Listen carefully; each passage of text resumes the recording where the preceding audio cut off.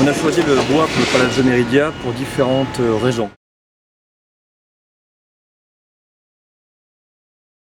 Le premier, pour des raisons purement écologiques, on trouvait que le bois, ça faisait résonance au terme Éco-Vallée, le nom de l'établissement public qui gère le périmètre de l'opération d'intérêt national. Et ça avait quand même un avantage indéniable, également en termes de marketing territorial, donc de faire ce lien entre le bois et l'Éco-Vallée, que ça a donné du sens au nom même de l'Éco-Vallée. Le deuxième enjeu d'un établissement public, c'est aussi de faire venir des entreprises, et le bois permet de répondre à cette notion de délai, de tempo économique. On construit rapidement, donc on va livrer des immeubles rapidement. Et puis le troisième enjeu, n'oublions pas qu'il faut également faire rimer développement économique et développement durable et inversement, et que le bois permet d'avoir des immeubles où on consomme moins de charges, notamment en termes de chauffage, et donc c'est un avantage où les charges de ce bâtiment vont être plus faibles que les autres immeubles du périmètre et plus largement. Donc on va pouvoir raisonner en termes de coût global, et pour la première fois, sur ce programme-là, on va garantir le niveau de charge pendant 10 ans. Également, le bois présente un avantage par rapport à la situation géographique. Le territoire de l'Éco-Vallée plus largement est concerné par une zone sismique.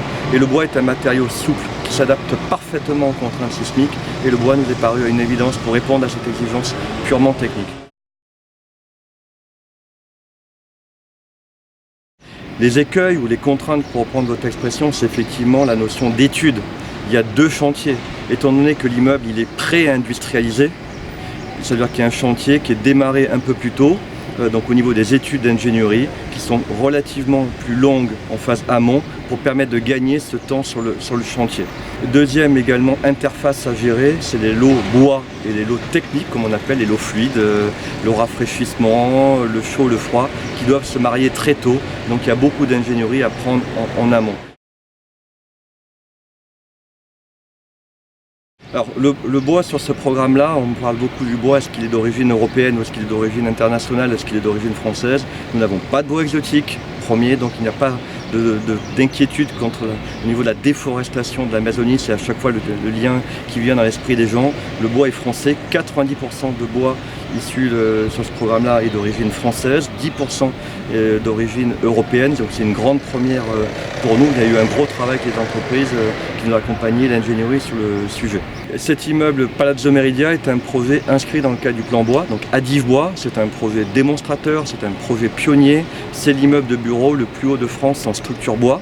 D'autres établissements publics, notamment Bordeaux, mettent en avant des tours en bois, notamment au sein du périmètre Atlantique. Donc on voit bien qu'il y a une course positive au sein du développement de la filière bois en France. Il faut des projets pilotes tels que celui-là.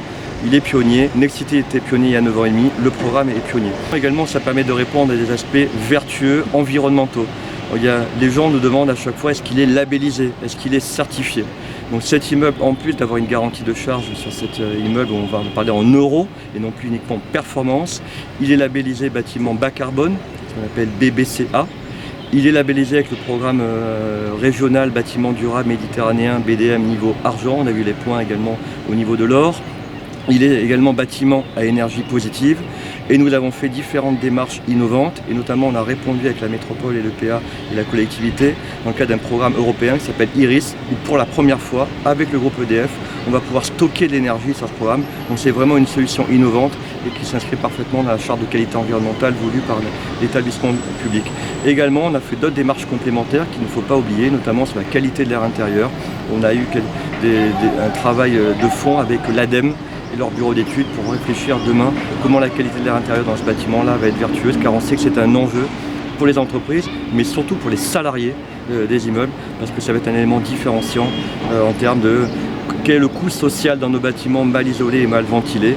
On compte, avec ce bâtiment-là, également jouer un rôle d'accélérateur au niveau de la qualité de l'air intérieur pour l'ADEME.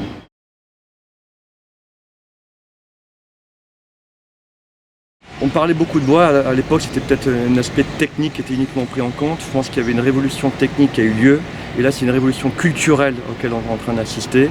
On n'est pas dans un phénomène de greenwashing où on met du bois en bardage et on donne ce sentiment-là. Au contraire, le bois on le montre, on l'affirme, les gens le voient à l'intérieur, donc c'est pas du tout un phénomène de mode, on est passé ce phénomène de mode depuis des années, maintenant c'est une révolution, les mentalités évoluent, les collectivités nous demandent, les clients nous demandent, et surtout on permet de répondre, on revient à l'origine, développement durable, il faut le faire rimer avec développement économique, et si on arrive à trouver cette équation économique, on aura tout gagné pour la filière.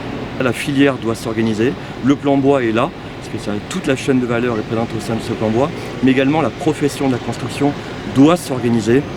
Il y a la matière première en France, il y a l'ingénierie en France, donc à nous, les maîtres d'ouvrage, les collectivités, le pouvoir public, d'accentuer ce développement.